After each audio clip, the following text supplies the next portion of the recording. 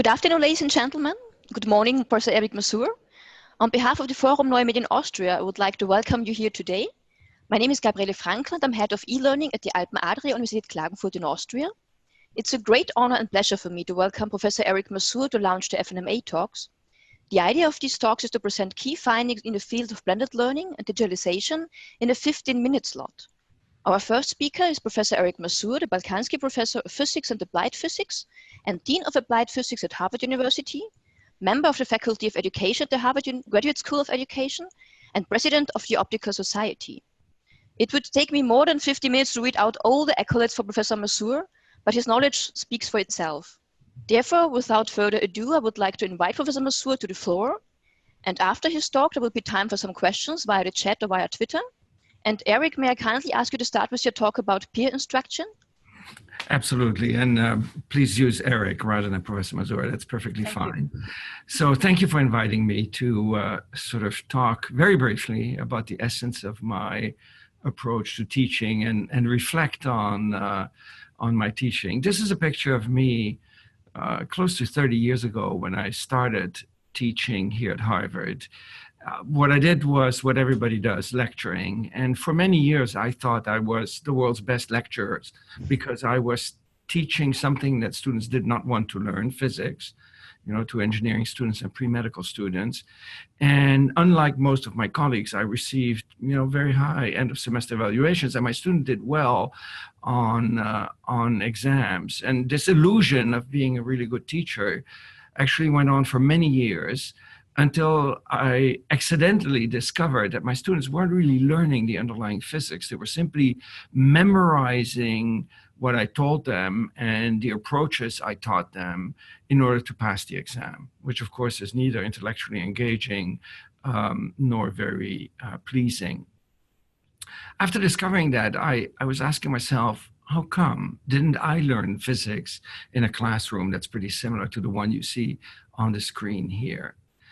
And the answer is that what is happening in the classroom, in a lecture-based classroom, the ones that, started 1,000 years ago at the University of Bologna and, then spread through Europe and from there through the world, and is still used, I would say, probably in over 90% of the classrooms around the world, although changes on the horizon.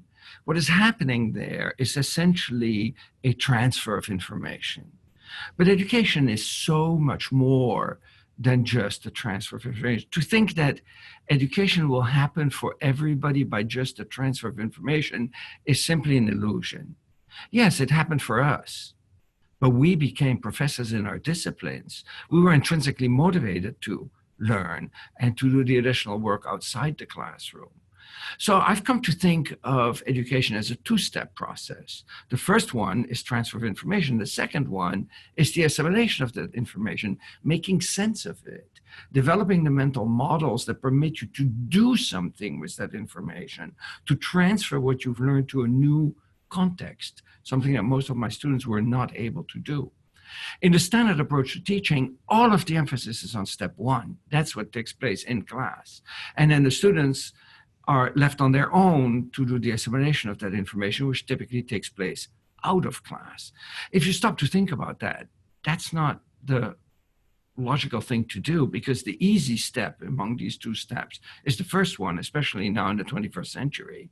So we should really focus on the harder step in the time that we have with our students. So that's when I came up with the idea of flipping this around and to do the transfer of information outside of the class so that I could help students assimilate the information in class. Now, I want to focus mostly on that second step, and I'll give you something for the first step towards the end of these 15 minutes, but very briefly. So the question is, if students have taken a responsibility for the transfer of information, what do you do in the class? Well, the answer to that question is actually nothing new. Teach by questioning rather than by telling. Who was the first one to say that? Socrates, 2,000 years ago. But here we're in the 21st century, still mostly teaching by telling rather than by questioning. So I step into the classroom and I ask a question rather than telling them things. Questions that refer to what the students have done in preparation for the class. I give them a minute or two to think about it, and then I want them to commit to the answer individually. If it's a multiple choice question, I'll ask them to put their hand on their chest, indicating the choice they make. 1, 2, 3, 4, 5. I don't go ever over 5 because that doesn't make much sense. So they all have to vote at the same time, putting their hand on their chest. Or we can use mobile phones, and they can, be polled electronically. Doesn't really matter. The technology is secondary to the pedagogy. After they've committed themselves, and I try to aim the question so that somewhere between 30% and 70% get the desired answer. If it's more than 70%, the next step doesn't make much sense. If it's less than 30%, the next step doesn't make much sense either. I tell them, now find a neighbor who has a different answer and try to convince that neighbor that you're right and he or she is wrong. So complete chaos in the classroom. They all start talking.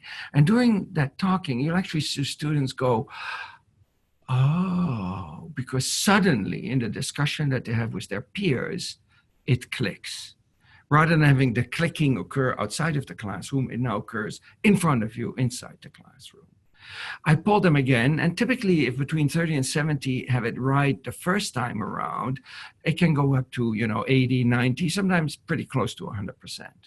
I wrap up with an explanation, which can either come from me or from somebody in the audience, and then that cycle repeats until the end of class. And as I said, the learning, the aha moments take place during that discussion. Let's look at a very short video of this process in my classroom. So we have a rectangular loop. I read the question with my students. In the direction indicated by these arrows. In this case, it is a multiple choice question. It doesn't have to be. What are the magnetic forces on the 4 different sides of this loop? So take a minute to think about this and then enter your answers. It's completely quiet for about 2 minutes. I let them think.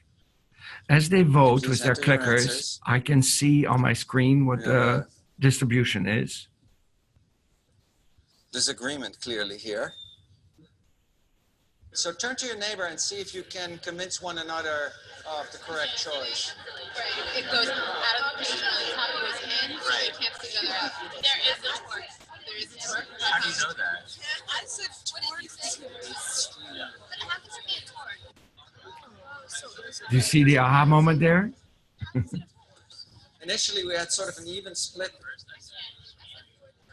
And now we have an absolutely overwhelming majority for choice number 2. The bottom of this I show that second distribution to my students. I do not show the first one, which is why if I don't use technology, I simply have them put their hand on their chest so that I can see the distribution, but they cannot, because I don't want the answers, the individual answers, to bias the discussion. I don't want them to say, oh, 3s are in the majority, 3 must be right. No, I don't want that. But I do show them the second distribution. As you could see in that little clip, initially it was about 50-50 between answer A and answer B. And after the discussion, it went to more than 80% for the correct answer, B. So what's going on here? One is it's active learning, not passive learning. The students are continuously engaged in the learning process. It's impossible to sleep through my classes because every few minutes your neighbor will start talking to you. Secondly, it's a two-way flow of information. There's not only information from me going to the students, there's information coming back. I can find out then and there if the students don't understand something. I can still do something about it rather than waiting till the midterm exam or the final exam. Even more importantly, it is continuous formative feedback to the learner. I saw one of you post on Twitter about the importance of formative feedback, right? Let's say that you're a student who, even after discussion, still gets the wrong answer, A. You see that distribution and you say, oh, wow, 85% of my classmates got it right, but I don't, without penalty, because I never give any credit for what happens in the classroom, but you get that feedback.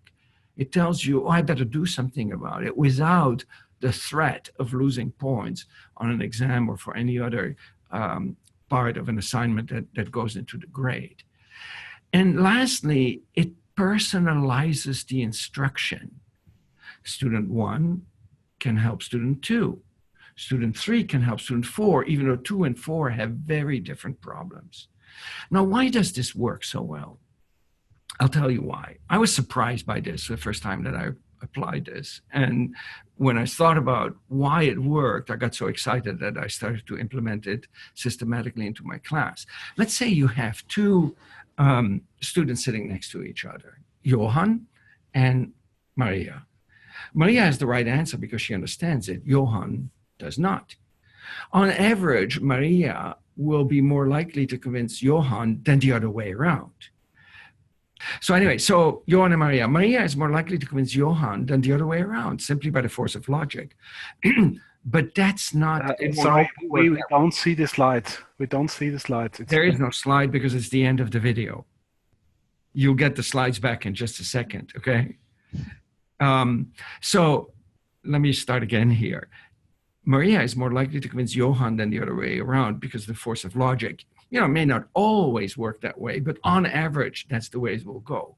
But here's the important point. Maria is more likely to convince Johan than Professor Mazur in front of the class. Why? Because she has only recently learned it. She still knows what the difficulties are that a beginning learner has. Whereas Professor Mazur learned it such a long time ago. In his mind, it's so clear that he cannot even understand why somebody doesn't get it. It's what my colleague, the famous psychologist Steven Pinker, calls the curse of knowledge. It's an ironic idea, but it's so true. The better you understand something, the harder it is to explain to a beginning learner, which is one of the reasons why peer instruction works so extremely well. And I don't have time to really show you much data, but across many different disciplines, people have showed much higher learning gains using peer instruction than using the lecture-based method. Here are some data from my own class. If I take the normalized gain between what the students know at the beginning of the semester and the end of the semester in my physics class and compare what I achieved with my award-winning lectures to what I do with peer instruction, it's about a 200% improvement, a factor 3 larger gain with peer instruction. And again, you know, much to my surprise, in the 30 years since I introduced this, people have shown similar learning gains in many other disciplines. And then a large longitudinal study at Carnegie Mellon showed that people retain it better, right? Once you understand it, once you have this aha moment, it sticks. You can't forget facts, but you cannot forget understanding. You can always reconstruct understanding. So in closing, I sort of skipped that first step. How do you effectively transfer information outside the classroom? And this is something that I've only really been focused on in the last few years. First, I would say, you know, to my students, watch some video or, you know, read the book, but the accountability is nearly zero. And as we all know, the results with online learning are absolutely deplorable. And then suddenly it hit me. We should make the out-of-class component also a social engagement, right? So much of education is focused on the individual. It's the interaction between students that really defines the success of education. So we developed a platform that unfortunately I cannot discuss in any detail, called Perusal, which is free, by the way, with which we can actually guarantee every student prepared for every class. Right now we have about 100,000 students around the world using this platform, including really large classes of 700 students at Ohio State. And the data are absolutely remarkable. If you're interested, you can go to this URL, perusal.com/webinar, to sign up for a webinar. We're actually giving one tomorrow. That might be too soon for you, but I will have them regularly in the coming weeks. So in conclusion, I hope I've convinced you in these 14 minutes, 15 minutes now, that education is not just about transferring information. It's not about getting our students to do what we do. I want my students to stand on my shoulder and to be able to have the next generation of students solve the problems that we cannot yet just solve. And I think that in order to accomplish that, an active engagement in the classroom and a social interaction, which is all what life and careers are about, is a must. And I hope that in these 15 minutes, I have given you at least some idea of how to change a passive lecture into an active learning environment. Thank you. Sincere thanks, Eric. My pleasure. Thank you so much for your time. So I asked the audience, are there any questions? I think there are already some questions. Somebody asked, which tools are you using for the feedback? Okay, so initially I was using, as I said, a show of hands on the chest, right? So I had my students vote. I told them at the count of 3, everybody puts their hand on their chest at the same time. 1, 2, 3. Right, let's say I choose 2. And I tell my student, if you do not put your hand on your chest, I will ask you to stand up and tell the whole class what your choice is. Immediately they put their hand on their chest because they don't want to be called upon in the classroom. The great thing about that is that I can see, not quantitatively, but at least qualitatively, what the distribution of answers is. And then I have them talk to each other, find a neighbor's different answer, and then vote again. And then if I want to reveal the distribution with these hands on the chest, I say, now raise your hand, without changing the fingers on your hand. So they all raise it at the same time. They all look around and they can see, oh, there are many 2s or there are many 3s. Mm-hmm. So that's what I did in the beginning. And interestingly enough, I've reverted to using that now because I find that to be the most reliable and least distracting opportunity. After I used that for a while, we started using hardware clickers. Now, you can use cell phones. I sometimes use learning catalytics because it allows you to use non-multiple choice questions. Although I can also use non-multiple choice questions with the fingers on the chest, right? I can have students write down on a piece of paper their answer. Then I tell them, talk to your neighbor. While they talk to each other, I look on the piece of paper what the answers are that they give. And if I have a class of 150 students, I only need to see a few to get a sense of the distribution. And then I put them on a slide and I have them vote. So, okay. So that's what I do. And then for the out-of-class component, I use Perusal, which I realize must be somewhat of a mystery to you right now. But I'll talk more about it in a separate webinar. So the curse of knowledge, the better you understand something, the harder it is to explain to a beginning learner. So true. Maybe because knowledge becomes more and more tacit over time. Yes, I mean, in a sense, if, between question and answer, over time, we develop the shortest route from getting from the question to the answer, whether it's in science or in any other discipline, art, history, humanities, you name it, right? Because our thinking becomes more and more clear in our own mind. So we know that the quickest step to go from here to there. And then if you listen to a student explain it, sort of meanders around because they have to circumnavigate all kinds of misconceptions that we no longer have. And actually, I'm very happy that you raised that because I forgot to say one important thing. While the students are talking to each other, I don't just stand there in front of the classroom. No, I walk around and I listen. I listen to them explaining it to each other. I try not to interfere with the discussion. I just listen. And I have to tell you, many, many times I go, oh, that's how they're thinking about it. All of a sudden I realize that they're hung up on a word or some kind of misconception that I no longer have. So that's an important point. Mm-hmm. Okay. I noticed that my phone has been buzzing like crazy because of Twitter. So thank you for jumping on Twitter, but I don't have time to read them. So if you want something answered now, please put it either on the screen. No more questions. Okay. I have a question. Yes, Gabi. How do you, what is your experience? How do your students react to this activation process? Because sometimes our experience is that our students don't want to be engaged, they don't want to be active. Sometimes they are a bit cozy and they want to sit down and say, okay, teach me, tell me your knowledge, but I want to be passive and I don't want to be active. What's your experience? Yeah, and in particular, I don't want to have to work before class. I don't want to have to read a chapter or watch a video or whatever, and in a sense, look, the student's expectation is determined not by, what is best for them. It's determined by what they are used to, right? So in most other classes, you don't have to prepare yourself for a class. You can just sit there and fall asleep or take notes or not even show up, right? I mean, look, attendance in most classes is around 40% when they're lecture based. So unless students see this as a way of better learning the material, they're not going to be tremendously excited by it. I have students who write me, an email in week 2 or 3 say, I'm not paying $40,000 a year, to learn it all myself. I want you to lecture about it.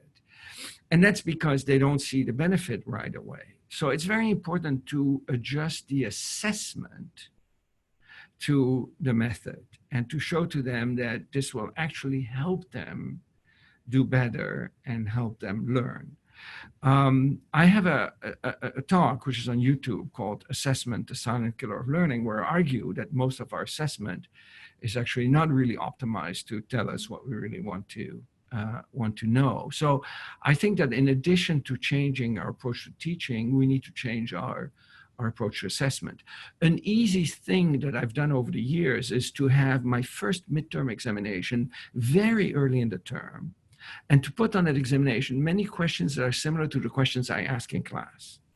After that, they come to me and they say, Professor Mazur, could we do more questions in class? Because now all of a sudden they see the connection between how they're going to be evaluated and the approach to teaching. Mm-hmm. Thank you very much. Do you have any suggestions for how we should assess students? Which kinds of assessment do you think are suitable for deep learning?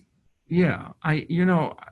Assessment has 2 components. One is the grade, which is a measure of, ranking in a sense, and the other is feedback. This is good, this could be better, and so on. Originally, most assessment was completely formative. It's not until about 150 years ago that we started actually trying to condense people's performances in a course into a single letter or grade. Now think about it. How can we,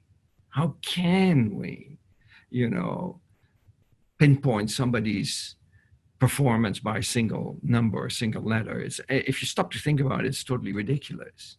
Moreover, as you and I darn well know, there's very little correlation between people's grades and how well they're doing later on. Some of the greatest successful people in the world dropped out of college or high school. Steve Jobs, Bill Gates, Mark Zuckerberg, you name it. we can make a long list. And if I think back of my own classes, I had quite a few people who had always straight A's, 10s, 10. I have no idea where they are right now. So I think our ability to actually quantify people's behavior with a numerical grade is very, very limited and very misguided. Now, unfortunately, when you add a number to an assessment, students look only at the number. They want to do whatever minimum is necessary in order to pass, or if they're competitive, they want to get the highest possible grade, and they'll do whatever is necessary to get that highest possible grade, which unfortunately often means taking shortcuts, like cheating or like memorizing something and trying to fit the exam. So I think formative feedback, where you essentially tell students in a narrative way how to improve their behavior, or in a non-threatening way like I just showed, is actually much more conducive to deep learning than the standard way. So I would very much be in favor of eliminating grades as much as possible. Okay. And instead of grades, just working together, learning together, or? No. There still would be assessment, but the assessment would be completely narrative. It would have, learning outcomes, and it would basically say which learning outcomes are met and what the student needs to do in order to improve his or her learning in order to achieve that learning outcome. Mm-hmm. Anyway, it's really hard to say that in a few minutes. So I would hope that anybody in the audience who is interested in learning more could watch perhaps the YouTube video assessment, The Silent Killer of Learning. Thank you so much, Eric. My pleasure. It was a pleasure to listen to you. Thank you for your time. Are there any questions left? No, I don't think so. So thank you so much for your time. It was really, like each time I listen to your talks, it's so great and so brilliant. So thank you very much. My pleasure. Keep in touch. And Yes, I will look on Twitter to see if there are any unanswered questions. Thank you very much. Thank you for your time.